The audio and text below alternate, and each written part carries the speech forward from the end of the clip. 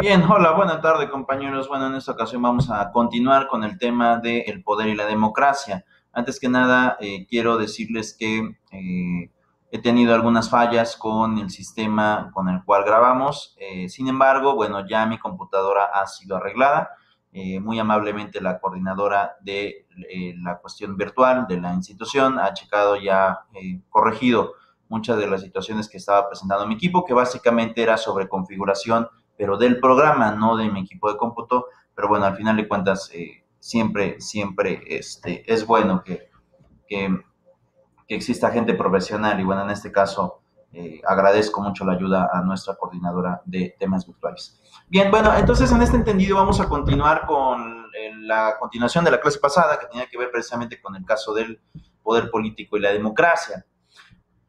Habíamos analizado una cuestión y una situación de la elección del 2000, mejor dicho, de 1988, en donde pues básicamente el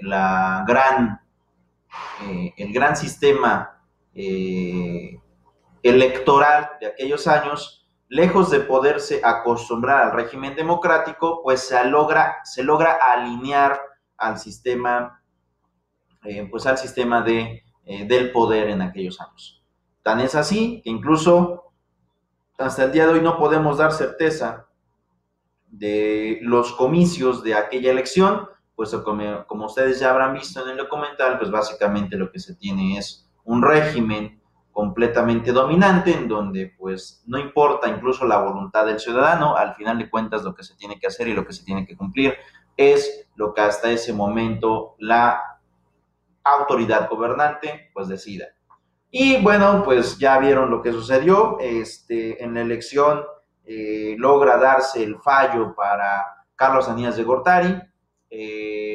Cuauhtémoc Cárdenas, que era el segundo contendiente en ese sistema, pues también genera problemas en ese sentido. Y bueno, al final de cuentas lo que estamos viendo pues es un auge de mayor relevancia en cuanto a la cúpula del poder, de cómo es que pues logra básicamente tener un conflicto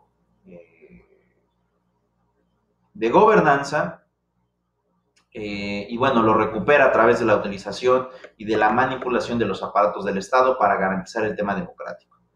Eso podríamos decir que en realidad es un problema significativo porque lo que estamos teniendo es que no, como ciudadanos no puedes asegurar en realidad una verdadera historia de comicios, ¿no? Es decir, cómo logras darte cuenta de que un comicio o de que una elección pues tiene efectos y tiene de alguna manera buenas actitudes y buenos síntomas y sobre todo credibilidad en el momento de generar las elecciones. Eso ha generado muchos problemas, ¿no?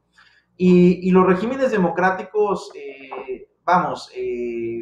en este sistema pues se ven vulnerados de esta manera y de esta situación. La verdad es que a veces el poder llega a abusarse y tan es así que bueno, hoy en día pues también lo que logramos tener es una situación bastante fuerte. Ahora, ¿ha sido el único sistema en donde podremos reflejar la torpeza gubernamental o la torpeza del sistema? Yo creo que no, en realidad hay muchos ejemplos dentro del gobierno mexicano en donde el poder ha vulnerado el sistema democrático. Y a mí me parece que uno de los sistemas en donde también se logra generar una vulneración al sistema democrático se ha dado en varios momentos. Pero la democracia también incluye el escuchar a los demás, el poder gobernar para todos. Es decir, tú como un gobierno democrático no puedes cerrarte a la idea de que solamente tu voluntad es la que se tiene que hacer y que los demás o las poblaciones que te ayudaron a llegar al poder, pues ahora ya no van a tener ni voz ni voto en lo subsecuente. Eso en realidad representa un problema bastante hermético. Y yo creo que otro de los sistemas o otro de los problemas del poder cuando se ejerce en exceso es que no se escucha a la población en general, no logras darle la apertura a la población en general y eso también representa bastantes problemas. Yo creo que el ejemplo más claro en este sistema pues es precisamente lo que pasa en el movimiento del 68 y bueno, vamos a ver solamente un video muy corto y vamos a regresar en cuanto acabe esta semblanza del movimiento del 68 para que se den cuenta cómo es que a veces las personas pues no logran tener el apoyo necesario para que sean escuchados, ¿no? El 2 de octubre de 1968, un mitin de estudiantes fue reprimido por el ejército en la Plaza de las Tres Culturas en Tlatelolco, luego de un par de meses de manifestaciones que se originaron tras una riña entre estudiantes en la que intervinieron los granaderos el 22 de julio. Ese 22 de julio de 1968, alumnos de la Vocacional 5 se pelearon con los jóvenes de la preparatoria particular Isaac Ocho Terena en la Ciudadela. Al otro día, los jóvenes de la prepa particular buscaron cobrar revancha a los del Politécnico, pero en la refriega intervino el cuerpo de granaderos que golpeó a varios jóvenes. Para los politécnicos ese hecho provocó indignación, por lo que convocaron a una marcha el 25 de julio.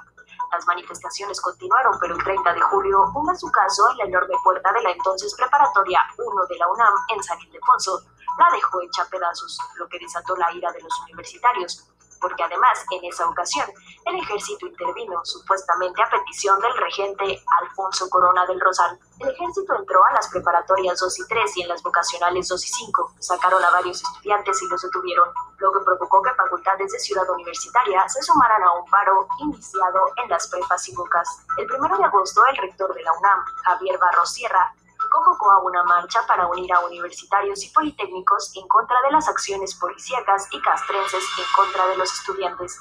A partir de ese momento, el movimiento universitario definió su pliego petitorio y posteriormente, el 13 de septiembre, se realizó la Marcha del Silencio, una de las más concurridas y llamativas, pues los estudiantes se taparon la boca y llevaban velas sin hacer ruido.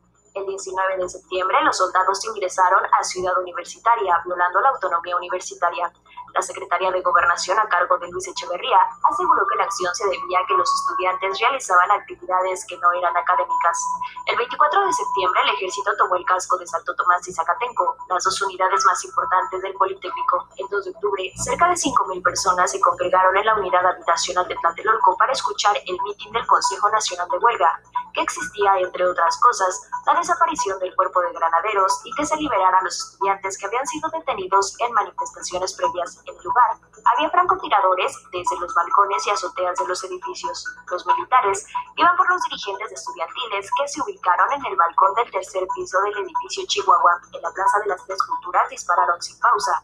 El fuego más intenso lo hicieron desde los edificios Chihuahua, 2 de abril, Iste, Molino del Rey y Revolución de 1910. Además, murieron muchos estudiantes. Faltaban 10 días para la inauguración de los Juegos Olímpicos y desde el gobierno se orquestó ese 2 de octubre una matanza para parar el movimiento estudiantil de 1968. Vamos a ponerle pausa y vamos a hablar acerca de este tema en lo que buscamos otro video.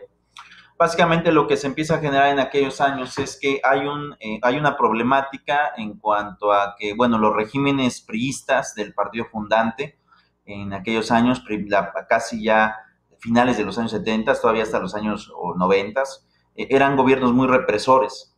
Y bueno, hay un conflicto ahí entre estudiantes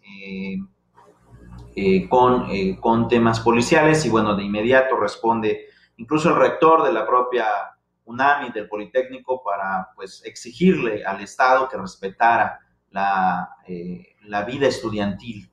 Esto se fue complicando cada vez más, pero también la lucha empezó a tomar otro tipo de políticas, entre ellas es que pues le exigían al gobierno, en pocas palabras, que no llevara a cabo ya las llamadas privatizaciones. En aquellos años ya se pensaba, se lograba vislumbrar una idea de poder privatizar a las universidades y bueno, entre muchas otras cosas, ¿no? El que no se realizaran los Juegos Olímpicos, es que se quitara incluso el delito del Código Penal que se conoce como diserción social, que es prácticamente la que la gente se logre agrupar con fines políticos, etcétera.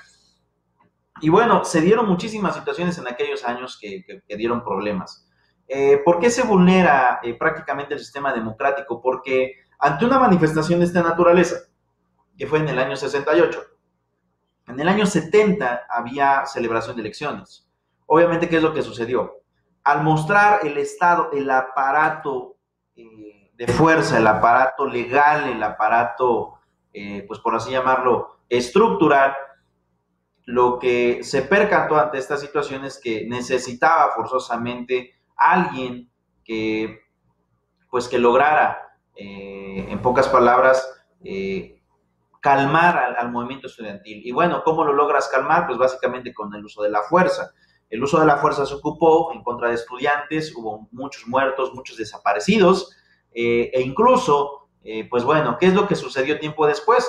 Ya cuando tienes un problema de comicios o de sistemas electorales, ¿quién se va a querer atrever, en pocas palabras, a ir en contra del sistema gubernamental? Pues es obvio que nadie, literalmente nadie se iba a atrever se iba a atrever a desafiar al gobierno si es que llegara a pasar algo dentro de los comicios. ¿Por qué? Porque la gente le tiene miedo al gobierno, porque sabe que si va en contra de su voluntad, pues este gobierno puede responder de manera agresiva, brutal y hasta incluso yo ocuparé la palabra mortal, y pues obviamente eso vulnera también los sistemas democráticos cuando no se llevan a cabo con una correcta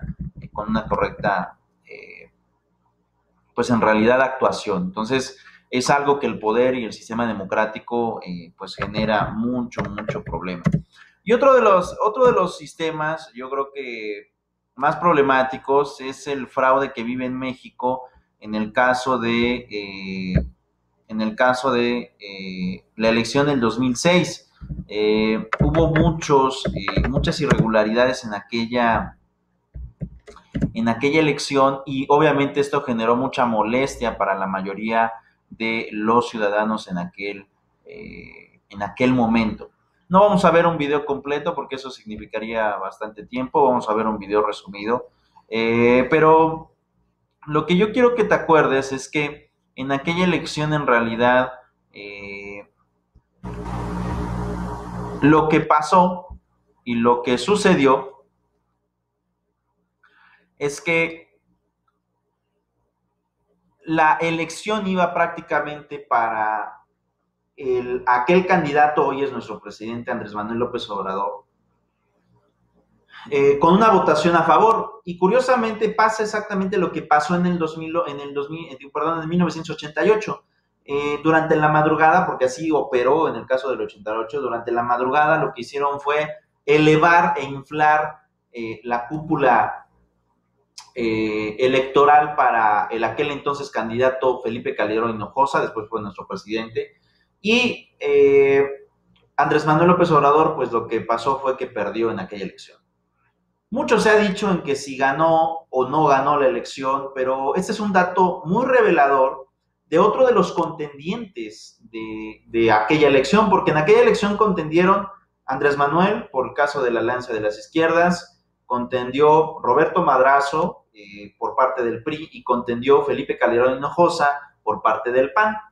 El pleito, tiempo después, se centró entre Andrés Manuel y Felipe Calderón Hinojosa, y bueno, palabras más, palabras menos, siempre se tuvo la duda, en realidad, aunque de manera legal ganó Felipe Calderón Hinojosa, pero de forma pragmática, ¿no? Es decir, en lo que en realidad pasó, siempre se tuvo la duda en que si ganó o no la elección Andrés Manuel.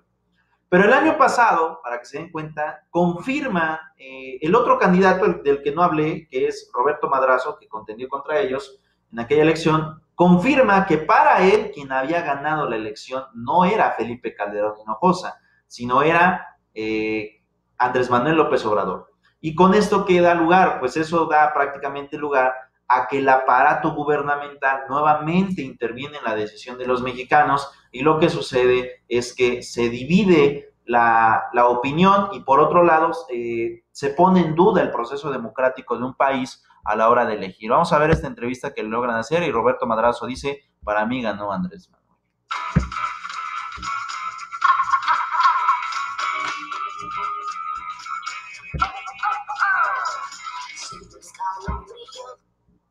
El margen de diferencia entre el primero y el segundo lugar es muy estrecho y por lo tanto no es posible anunciar en este momento a un candidato ganador. El 2 de julio de ese año, el entonces consejero presidente del Instituto Federal Electoral, Luis Carlos Ugalde, dio a conocer que no era posible dar los resultados por lo cerrado de la contienda. El 5 de julio inició el conteo oficial de las actas, que duró más de 30 horas. El ganador fue el candidato del PAN, Felipe Calderón, con 35.91% de los votos. Le siguió el candidato del PRD, PT y Convergencia, Andrés Manuel López Obrador, con 30. Vamos a poner pausa aquí y esto es algo que quiero que pongan mucha atención en realidad, porque es algo muy revelante. O sea, en realidad, esta es la tabla de porcentaje con la cual se dio esa elección.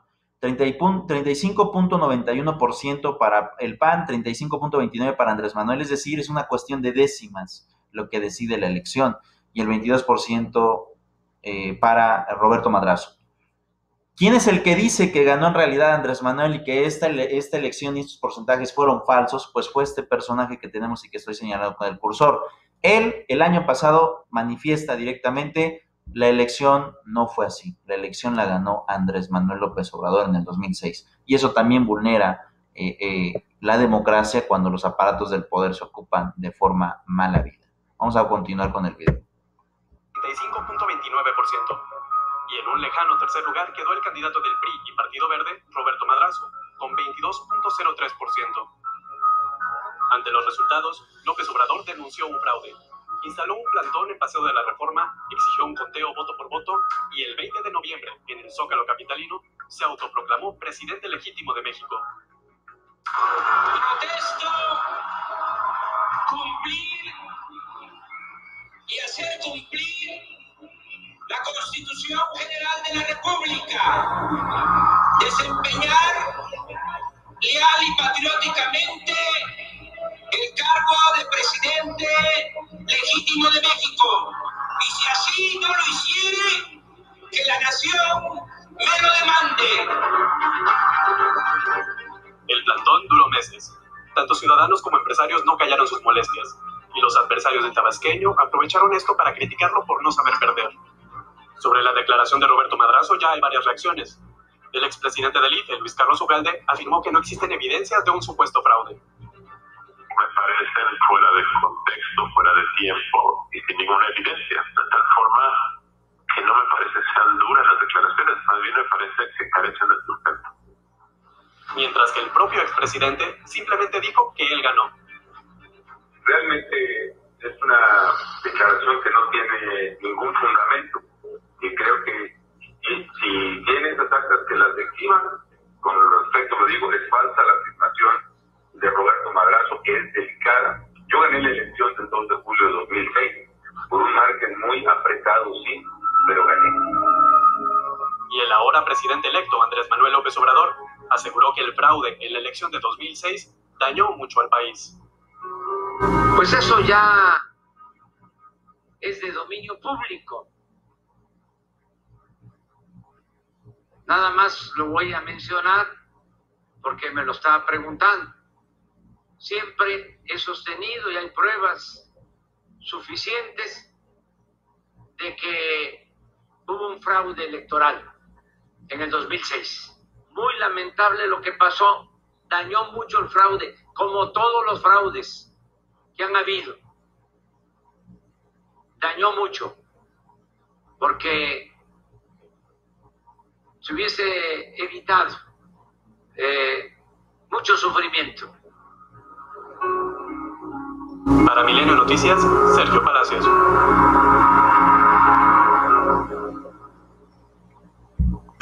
Y bueno, en esta elección en que podemos observar en el caso de 2006, pues bueno, el tercer candidato, que es Roberto Madrazo, en una entrevista, que ya no me dará tiempo verla en vivo, él manifiesta que literalmente quien gana la elección es Andrés Manuel López Obrador y no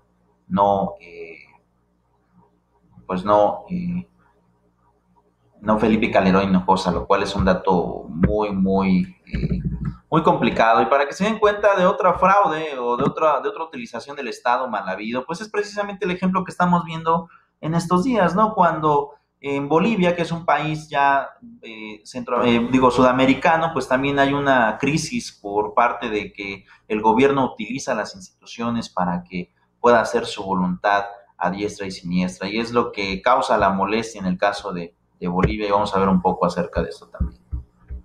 La policía boliviana está con su pueblo. Fue el golpe definitivo contra Evo Morales. El mandatario había perdido el apoyo del jefe de la policía, Vladimir Calderón, quien llegó a exigir su renuncia pero también de William Scaliman, comandante en jefe de las Fuerzas Armadas, quien solamente la sugirió por el bien de nuestra Bolivia.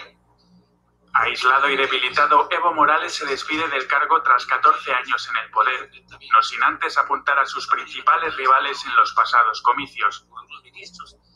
¿Por qué decidí esta renuncia?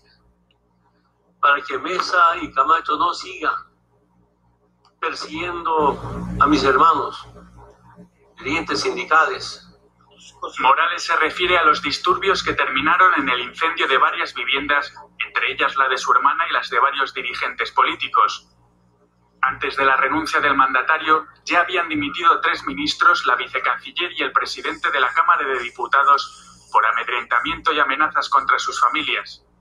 El oficialismo lo considera un golpe de Estado, también aliados políticos como Venezuela, Cuba, Nicaragua o incluso México. Pero la Organización de Estados Americanos tiene claro que en las elecciones del pasado 20 de octubre se cometieron graves irregularidades. Su demoledor informe publicado hoy fue el preámbulo de un día fatídico para Evo Morales y su gobierno, cuya primera medida fue la de convocar nuevas elecciones. Acto seguido, la Fiscalía General de Bolivia anunció el procesamiento de los miembros del Tribunal Supremo Electoral. Su presidenta ya ha sido detenida. En medio de esta cadena de acontecimientos, la oposición celebraba la decisión del Ejecutivo, pero lanzaba un recordatorio. Esta es una decisión del presidente y nosotros afirmamos que él no está en condiciones, ni Álvaro García Linera, de 2 cosas: de presidir este proceso electoral y, por supuesto, no puede ser candidato a la presidencia, en este caso ni Álvaro García Linera a la vicepresidencia, por el artículo 168 y por el mandato del referendo del 21 de febrero. En La Paz, cientos de personas festejaron la renuncia de Morales, quien gobernó el país con un récord de permanencia en el poder.